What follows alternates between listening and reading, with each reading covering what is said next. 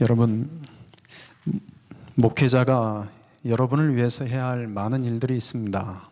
설교, 가르침, 세례, 성찬식, 훈련, 양육, 신방, 기도, 행정적인 일들 수없이 많습니다. 그런데 목회자가 해야 할 가장 중요한 사명이 여러분 뭐라고 생각하십니까? 사도 바울에게 이 질문을 하면 우리 바울 선생님은 조금도 망설임 없이 이렇게 대답할 겁니다. 고린도전서 1장 17절, 그리스도께서 나를 보내심은 오직 복음을 전하게 하려 함이라. 여러분, 목회자가 해야 할 많은 일이 있지만 목회자가 해야 할 가장 중요한 일은 첫째 복음, 둘째도 복음, 셋째도 복음을 전하는 일입니다. 교회에서 필요한 많은 일들이 있습니다. 이번에도 사도 바울 선생님에게 바울 선생님, 교회의 가장 중요한 것은 무슨 일부터 해야 될까요? 그러면 바울 선생님은 조금도 망설임 없이 첫째도 복음, 둘째도 복음, 셋째도 복음 전하는 일이다 라고 대답할 겁니다. 복음 때문에 우리는 그리스도인이라고 부름받습니다. 복음 때문에 우리의 모임을 교회라고 부릅니다. 복음은 우리의 정체성을 결정짓는 가장 중요한 것입니다. 사도 바울은 오직 이 복음만을 위해 살아간 사람이었습니다. 사도 바울은 세례를 베푸는 일, 자기 제자를 만드는 일, 자기 사람 만드는 일, 자기 이름 드러내는 일, 자신의 영향력을 크게 하는 일, 아무런 관심이 없었습니다. 오직 복음만 전하는 일에 자신의 인생을 바쳤습니다. 목회자에게 복음을 전하는 일보다 더 중요한 일은 있을 수 없습니다. 교회에서 복음을 전하는 일보다 더 중요한 일 있을 수 없습니다. 목회자나 교회에서 가장 중요한 일은 첫째도 복음, 둘째도 복음, 셋째도 복음밖에 없습니다. 그러면 여러분, 복음은 누구에게 필요한 걸까요? 여러분, 복음은 누가 들어야 될 말씀입니까? 복음은 예수를 믿지 않는 사람도 들어야 할 말씀입니다. 그러나 예수 믿는 사람도 들어야 할 말씀입니다. 태양을 좋아하는 사람에게만 햇볕이 필요한 것이 아니라 태양을 싫어하는 사람에게도 햇볕이 필요한 것처럼 복음은 예수를 믿는 사람이든 믿지 않는 사람이든 누구에게나 필요한 말씀입니다. 태양의 햇볕을 한번 쐬었다고 해서 더 이상 햇볕을 쐬지 않아도 되는 것이 아닌 것처럼 복음은 내가 한번 듣고 예수를 믿었다고 해서 더 이상 듣지 않아도 되는 것이 아니라 내가 예수를 더 잘 믿기 위해서는 날마다 들어야 할 것이 복음밖에 없습니다. 이 복음을 한 단어로 표현하면 예수라 할 수 있습니다. 로마서 1장 2절부터 4절까지의 말씀을 보면 이 복음은 이라고 시작해서 우리 주 예수 그리스도시라고 끝을 맺습니다. 복음은 예수님입니다. 복음을 두 단어로 표현하면 오늘 본문 2절에서는 예수와 십자가라고 표현하고 있습니다. 예수 없는 복음 없고 십자가 없는 복음 없고 복음은 오직 예수와 십자가를 의미합니다. 우리에게는 이 복음을 제대로 이해하고 이 복음을 바로 아는 일이 너무나 중요합니다. 교회를 오래 다녀도 이 복음이 뭔지를 정확하게 알지 못합니다. 교회를 오래 다녀도 이 복음이 내 삶 속에 얼마나 깊은 의미가 있는지 깨닫지 못하고 신앙생활하는 사람들 너무나 많습니다. 복음을 제대로 이해하고 복음을 잘 이해하지 못하면 여러분, 잘못된 복음, 그릇된 구원의 확신을 가지고 살기 쉽습니다. 복음을 제대로 이해하고 복음을 잘 이해하기 위해서는 언제나 먼저 하나님이 누구신지를 알아야 되고 그 하나님 앞에 서 있는 내가 누구인지를 알 때 비로소 이 복음의 의미를 제대로 이해할 수 있습니다. 존 칼빈은 기독교 강요 1장에서 이렇게 이야기했습니다. 하나님을 알지 못한다면 우리는 자신도 세상도 아무것도 제대로 알 수 없다. 여러분, 핵심을 찌르는 말입니다. 하나님을 제대로 알지 못하면 우리는 내 자신이 누구인지를 도저히 알 수 없습니다. 창조주이신 하나님을 정확하게 알지 못하면 피조물인 우리들 자신을 제대로 아는 것은 불가능한 일입니다. 인류 역사상 하나님과 가장 친밀한 관계를 맺었던 사람들이 있습니다. 전에도 없었고 후에도 없을 만큼 하나님과 친밀한 관계를 맺었던 사람들이 있습니다. 아담과 하와입니다. 아담과 하와는 에덴 동산에서 하나님께서 그 동산에 내려오셔서 그들과 산책을 하셨습니다. 그 하나님 앞에서 감히 아담과 하와는 벌거벗은 채로 하나님과 웃으며 이야기를 나눴습니다. 그 어떤 문화적인 격식을 차리지 않았습니다. 그만큼 하나님과 아담과 하와는 친밀한 관계였습니다. 이렇게 하나님과 아담과 하와가 친밀한 관계였음에도 불구하고 아담과 하와는 하나님에 대해서 잘 몰랐습니다. 이것이 피조물인 인간의 한계입니다. 영원하신 하나님을 피조물인 인간은 아무리 하나님과 친밀한 관계를 맺는다 할지라도 그 하나님을 제대로 알 수 없습니다. 아담과 하와는 하나님과 친밀함 속에 있었지만 하나님이 무엇을 싫어하시는지, 하나님이 어떤 속성을 가진 분인지 몰랐습니다. 늘 언제나 에덴 동산에 찾아오셔서 아담과 하와와 산책하시며 사랑과 인자와 은혜를 베푸시는 분으로만 알았습니다.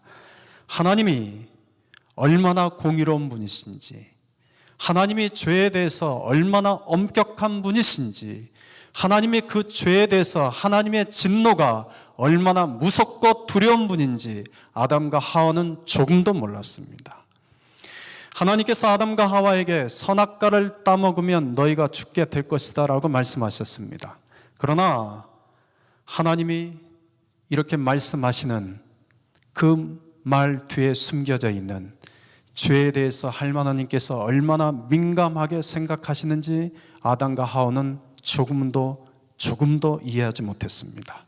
늘 그들에게 하나님은 그냥 언제나 사랑이 많고 은혜가 많고 오래 참으시는, 늘 자기들을 보고 활짝 웃어주시는 그런 하나님이었습니다. 하나님이 얼마나 무서운지, 하나님이 얼마나 두려운 분이신지 그들은 단 한 번도 본 적이 없고 생각해 본 적도 없었을 겁니다. 그런데 이 하나님이 누구신지 정확하게 아는 자들이 있었습니다. 사단입니다.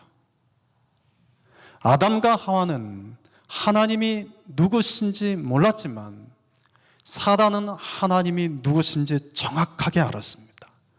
하나님께 취해야 할 영광을 가로채는 그 죄 때문에 하나님의 진노를 받아 하늘에서 땅으로 내려온 자들이 사단이기 때문입니다.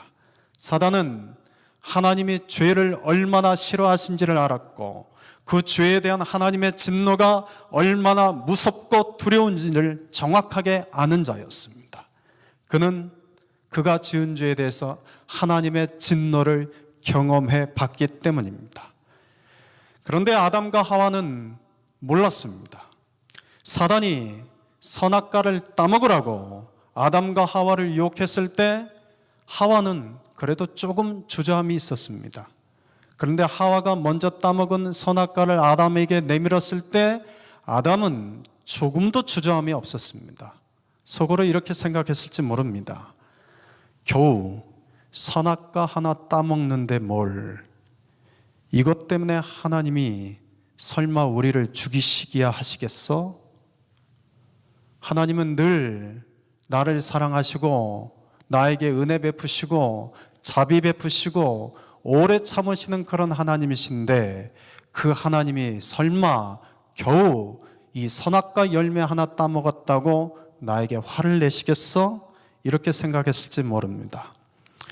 사단은 하나님이 어떤 분이신지를 알기 때문에 아담과 하와에게 겨우 선악과 하나 따먹게 만들었습니다. 그런데 여러분, 사단은 아담과 하와에게 큰 죄를 짓게 만든 것이 아닙니다. 겨우 선악과 열매 하나 따먹는 죄를 짓게 만들었습니다. 아담과 하와는 선악과 하나 따먹는 일이 그리 큰 결과를 가져올지 조금도 생각하지 못했을 겁니다. 그들은 하나님의 사랑, 하나님의 은혜, 하나님의 자비는 경험해 봤어도 공의로우시고 죄를 결코 용납하지 않으시는 하나님의 진노에 대해서는 한 번도 경험해 보지 않았기 때문입니다. 결국 아담과 하와는 겨우 선악과 열매 하나 따먹은 것 때문에 하나님의 진노를 받아 하나님과 관계가 끊어지는 영적인 죽음을 맞이합니다. 그 하나님의 진노를 받아 에덴 동산에서 쫓겨나 일생을 수고와 고통 가운데 살게 됩니다. 우리가 잘 아는 레미제라블이라는 책이 있죠. 거기 보면 장발장은 겨우 빵 하나 훔쳐먹은 것 때문에 19년을 옥살이를 합니다. 그리고 일생 자베르라는 경찰의 쫓김을 받는 신세가 됩니다. 그런데 아담과 하와는 겨우 선악과 열매 하나 따먹은 것 때문에 하나님의 진노를 받아 영적인 죽음을 맞이하고 일생을 에덴 동산에서 쫓겨나 수고와 고통의 인생을 살다가 갑니다. 혹자는 이렇게 항변할 겁니다. 하나님 너무한 것 아닙니까? 겨우 선악과 열매 하나 따먹은 것 때문에 그런 진노를 내리시다니 하나님 너무하신 것 아닙니까? 여러분, 인간이 만든 최고의 작품 중에 하나가 반도체입니다. 반도체, 이 작은 반도체를 하나 만들기 위해서 얼마나 정성을 기울이는지 모릅니다. 이 반도체를 만들기 위해서 제일 신경 쓰는 것 하나가 먼지입니다. 그래서 반도체를 만들러 들어가는 사람들은 특수한 옷을 입고 머리, 눈, 코, 입을 가리는 마스크를 쓰고 들어가기 전에 혹시라도 작업복에 묻어 있을지 모르는 미세먼지를 제거하기 위해서 에어 샤워를 충분히 받고 들어갑니다. 미세먼지는 눈에 보이지 않습니다. 그런데 미세먼지는 눈에 보이지 않음에도 불구하고 미세먼지가 반도체를 만드는 그 과정 속에 들어가게 되면 그 반도체는 불량품이 됩니다. 사람이 만드는 반도체도 눈에 보이지 않는 미세먼지 하나가 들어가면 불량품이 됩니다. 쓸모 없어집니다. 그런데 하나님의 형상대로 만드신 사람은 그 반도체와는 비교할 수 없을 만큼 하나님의 완벽한 작품입니다. 그 하나님의 완벽한 작품은 미세먼지보다도 작은 죄 하나로도 들어가게 되면 하나님의 형상이 망가집니다. 아담과 하와는 선악과 열매 하나 따먹은 죄 지었습니다. 그런데 그의 아들 가인은 동생 아벨을 쳐 죽이는 죄를 질렀습니다. 여러분, 누구 죄가 더 클까요? 겨우 선악과 열매 하나 따먹은 아담과 하와의 죄가 클까요? 동생 아벨을 쳐 죽인 가인의 죄가 더 클까요? 여러분, 누가 더 클까요? 누구 죄가 더 클까요? 하나님 앞에서 여러분, 죄는 큰 죄, 작은 죄가 없습니다. 하나님 앞에서는 많이 짓는 죄, 적게 짓는 죄가 없습니다. 미세먼지와 같은 죄 하나라도 하나님의 형상을 망가뜨릴 수 있습니다. 사망에 이르게 하는 죄가 됩니다. 이것이 죄의 무서움입니다.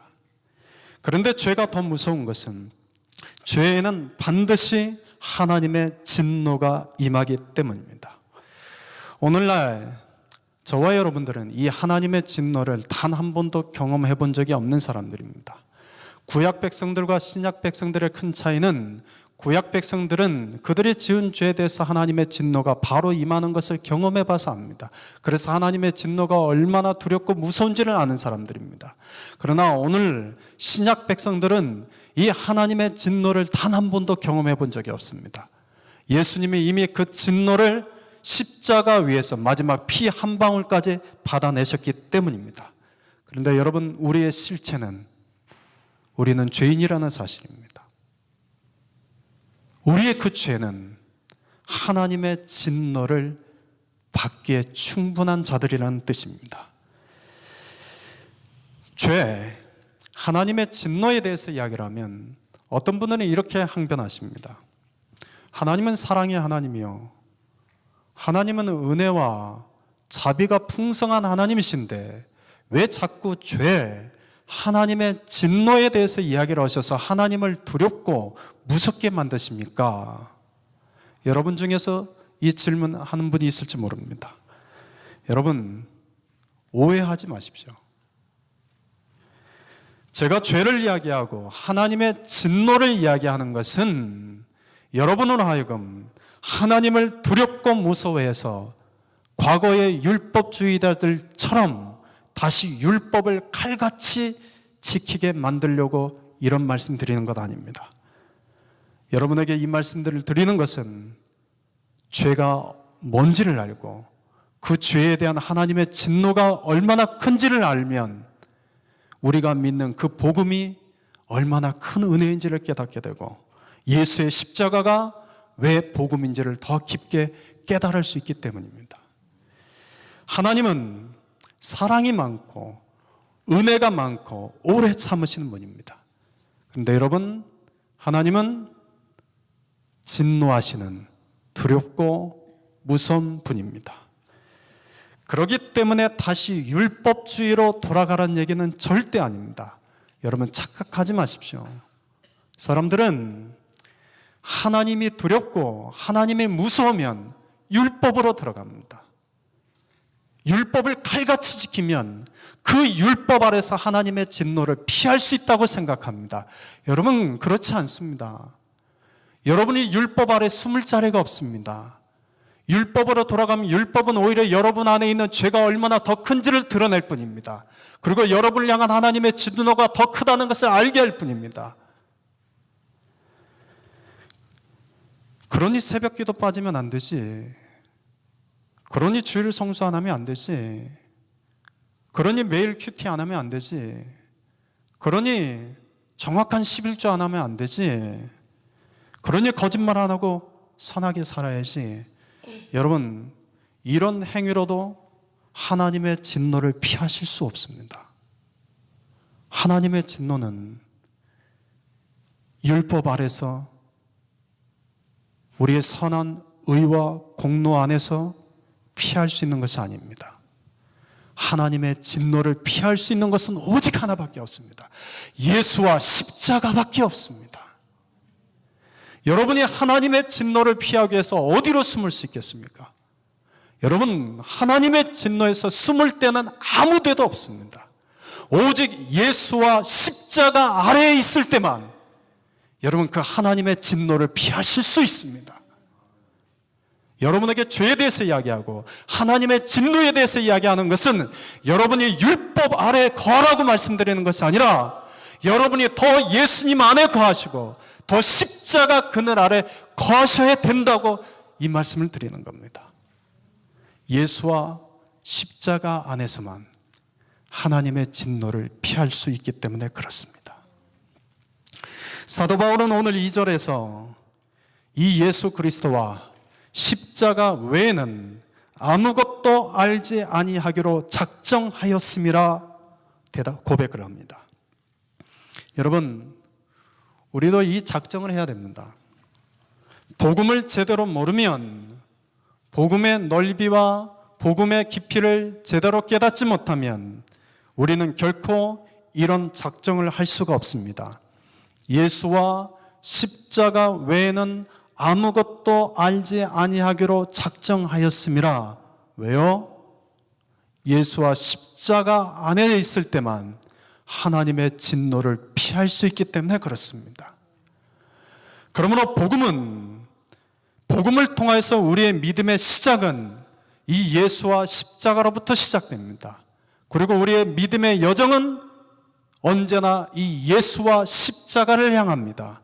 그리고 우리의 믿음의 마지막은 역시 예수와 십자가를 통해서 끝이 납니다. 예수와 십자가를 벗어나서 살 수 있는 길은 없습니다. 성도들이 복음에 대해서 오해하는 것이 있습니다. 하나님을 믿는다고 입술로 시인하기만 하면 예수님이 하나님의 아들이요 거룩한 자라고 시인하고 인정하기만 하면 구원을 받는다고 생각하는 겁니다.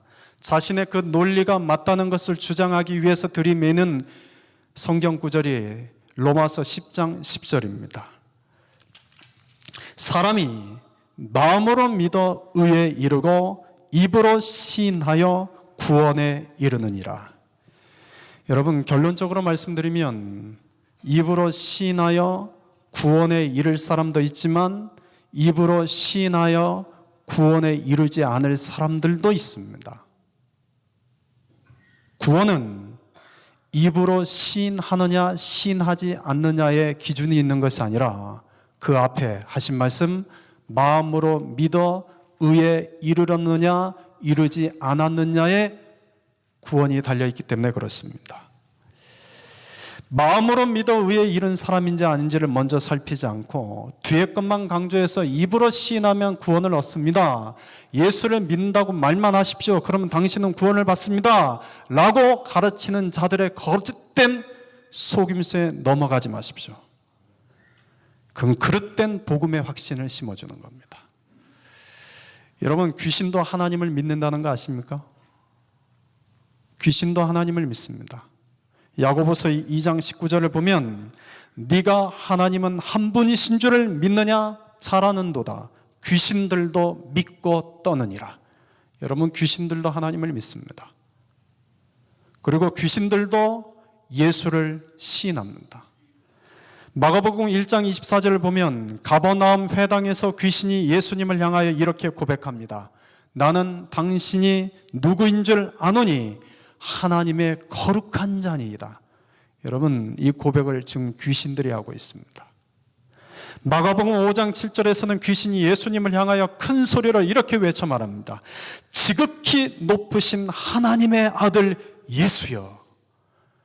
여러분, 귀신도 하나님을 믿고 귀신도 예수님을 향하여 하나님의 거룩한 자여 지극히 높으신 하나님의 아들이라고 시인합니다. 여러분, 이 귀신은 구원받은 자입니까? 아닙니까? 구원받은 자입니까? 아닙니까? 아닙니다. 왜요? 요한복음 8장 44절에서 예수님은 이 귀신이 구원받은 자가 될 수 없는 이유를 이렇게 설명하십니다. 그는 처음부터 살인한 자요 진리가 그 속에 없으므로 진리에 서지 못하고 거짓을 말할 때마다 제 것으로 말하나니 이는 그가 거짓말쟁이요 거짓의 아비가 되었음이라. 이유는 하나입니다. 진리가 그 속에 없기 때문입니다. 마음으로 믿어 의에 이르지 않았기 때문입니다.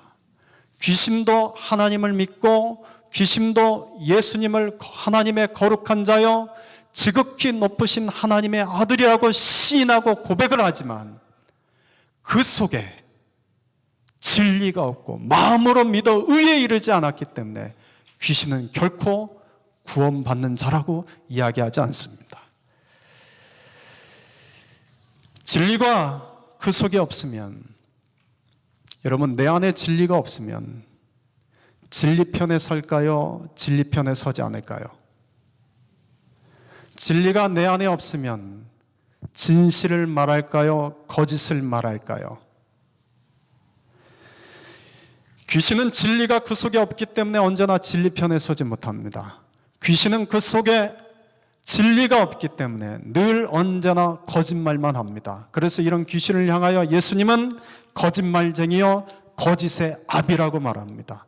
진리가 그 속에 없기 때문입니다. 마음에 믿어 의에 이르지 않았기 때문입니다.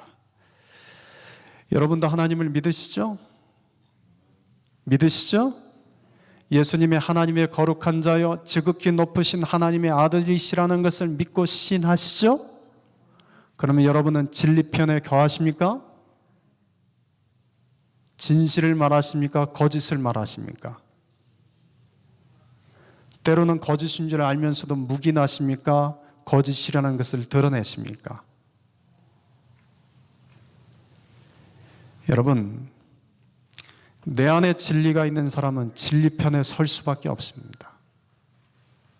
내 안에 진리가 있는 사람은 거짓을 말할 수가 없습니다. 진실을 말할 수밖에 없습니다. 진리가 내 안에 있기 때문에 그렇습니다. 진리편에 서 있는 사람인지 진리편에 서 있지 않는 사람인지 그 차이를 분명하게 알 수 있는 건 이걸로 확인할 수 있습니다. 사람들 앞에서 예수와 복음을 자랑할 줄 아는 사람입니다.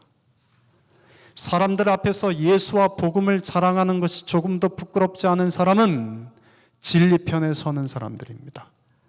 그런데 사람들 앞에서 예수 믿는 일, 예수와 복음을 자랑하는 일이 부끄러운 사람은 여러분 내 안에 진리가 없는 사람일 수 있습니다. 확인해 보셔야 됩니다. 마태복음 10장 32절 33절에서 예수님이 이렇게 말씀하십니다.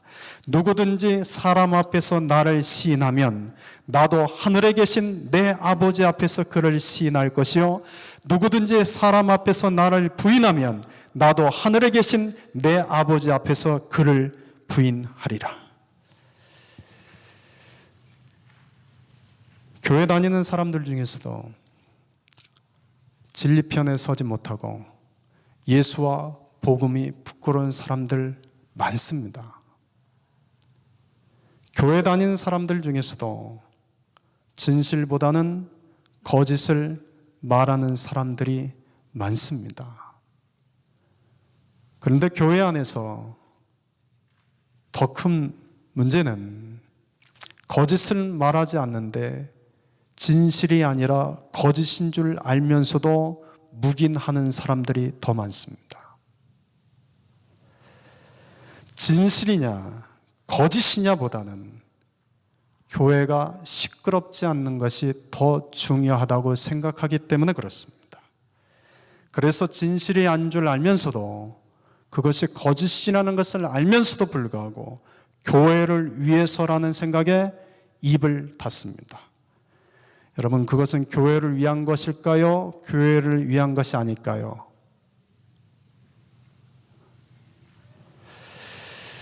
여러분, 그건 교회를 위한 것이 아닙니다.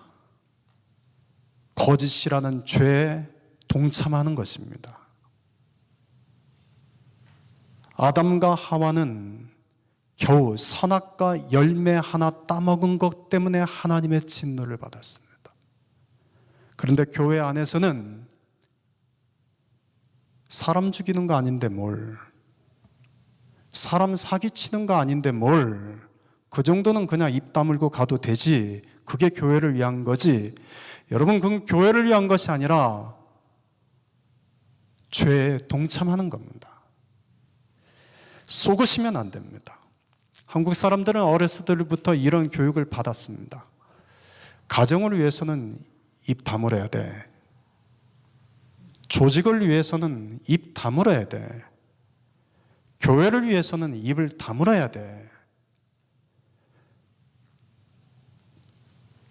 입을 다물어야죠. 쓸데없는 말 많이 해서 오히려 분란을 일으키기보다는 입을 다물 때 다무셔야죠. 그런데 입을 열어야 될 때 입을 열지 않고 입을 닫아야 될 때 입을 여는 게 문제입니다. 쓸데없는 말, 남 들춰내는 말, 남 비난하고 남 험담하는 말, 이런 말들은 여러분 닫으셔야죠. 그러나 진리가 아는 거짓에 대해서는 입을 열어서 말씀하셔야죠. 그런데 거꾸로 되고 있습니다. 진실이 아닌 것은 진실이 아니라고 말할 수 있어야 됩니다. 이것이 교회를 위한 겁니다. 이것이 교회를 사랑하는 겁니다. 그런데 진실이 아닌 거짓을 알면서도 교회를 위해서 입을 다무는 것은 스스로 우리 공동체에는 더 이상 진리가 없습니다라고 드러내는 것밖에 되지 않습니다. 마귀는 하나님을 믿고 예수님이 누구신지를 알고 시인함에도 불구하고 그 속에 진리가 없기 때문에 진리편에 서지 못합니다. 진실보다는 거짓을 말합니다. 거짓에 동조합니다. 입으로 시인한다고 해서 모두 구원에 이르는 것은 아닙니다.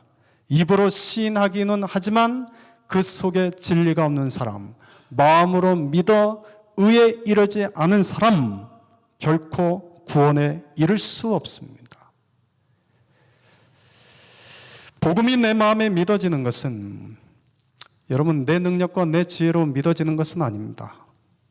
그런데 입술로 시인하는 것은 내 능력으로 할 수 있는 겁니다. 내 입으로 나는 예수를 믿습니다. 할 수 있습니까? 없습니까?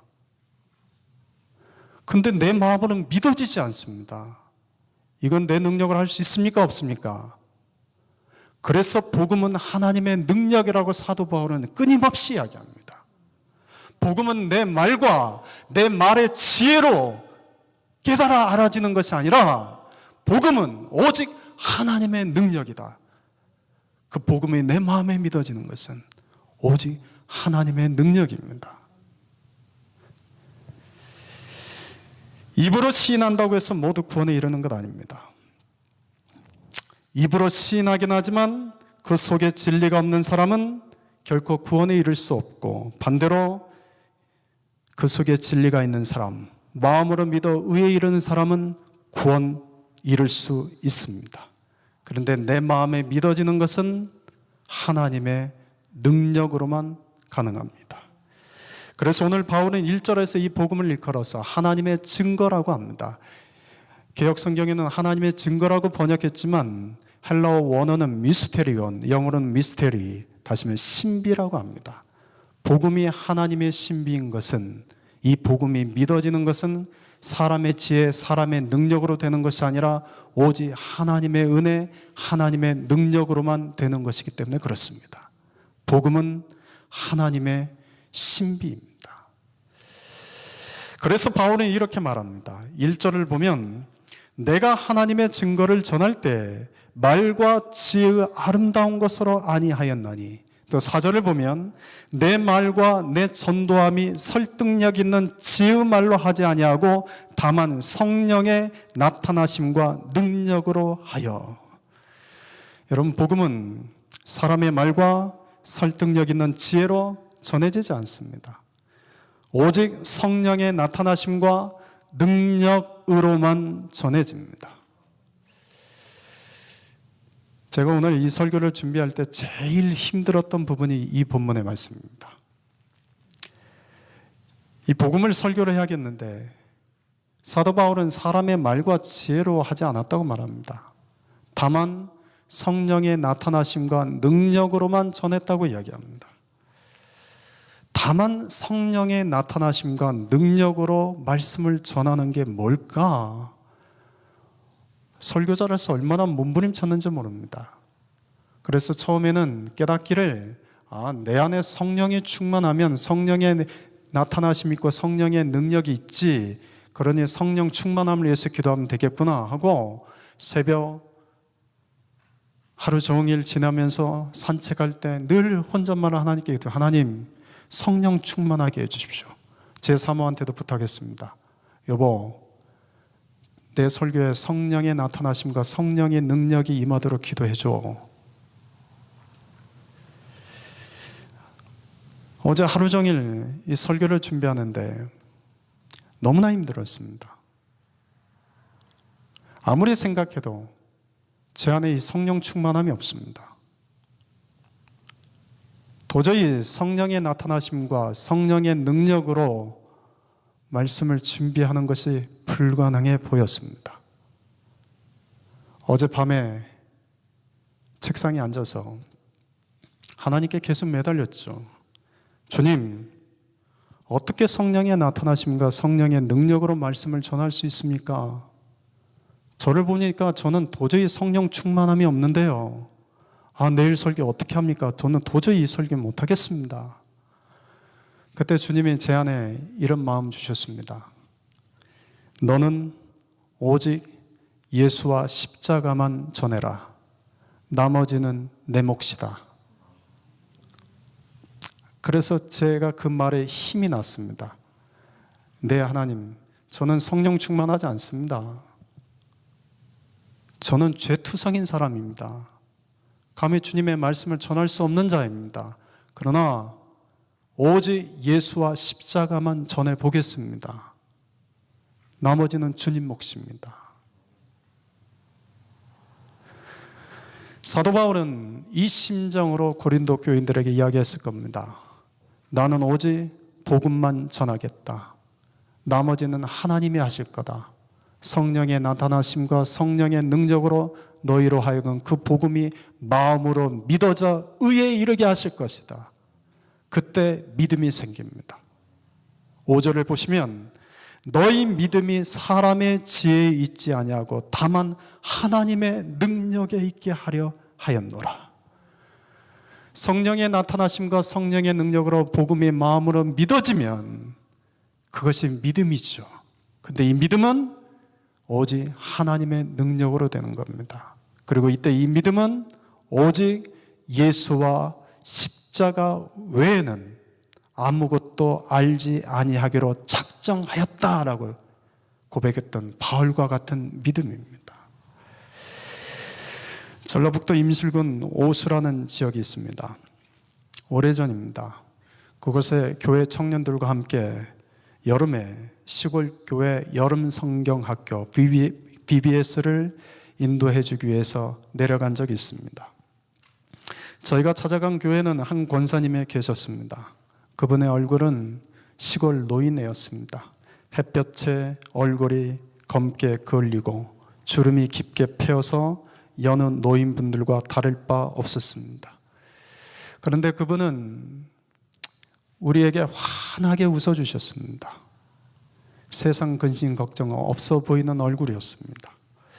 여름 성경학교를 진행하는 동안 그 권사님이 우리를 얼마나 지극정성으로 섬겨주셨는지 복숭아, 수박, 옥수수, 감자, 음료수를 가져와서 아낌없이 우리를 섬겨주셨습니다. 그래서 그분을 보면서 이렇게 생각했습니다. 저분은 자식들이 용돈을 넉넉하게 주셔서 그리고 별 삶에 어려움 없이 사시는 분인갑다, 이렇게만 생각했습니다. 2박 3일 여름 수련회가 끝날 무렵 그 교회 목사님께서 그 권사님에 대한 이야기를 들려주셨습니다. 그 권사님에게 두 아들이 있었답니다. 그런데 큰아들이 군대에서 죽었습니다. 그로 인해 화병에 걸린 남편이 죽었습니다.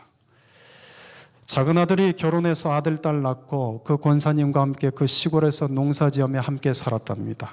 그런데 어느 날 작은 아들 일가족이 차를 타고 가다가 교통사고로 모두 다 세상을 떠났습니다.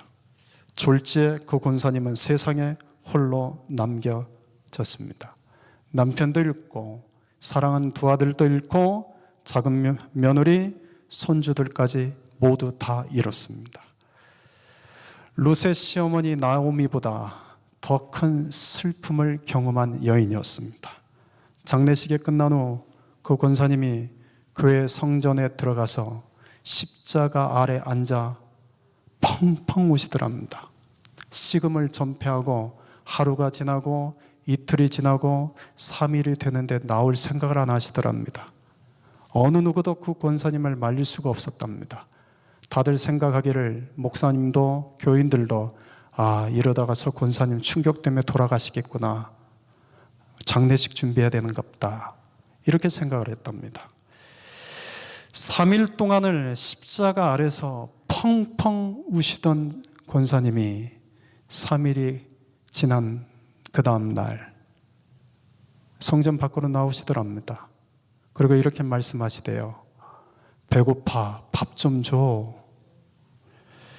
그날부터 그 권사님은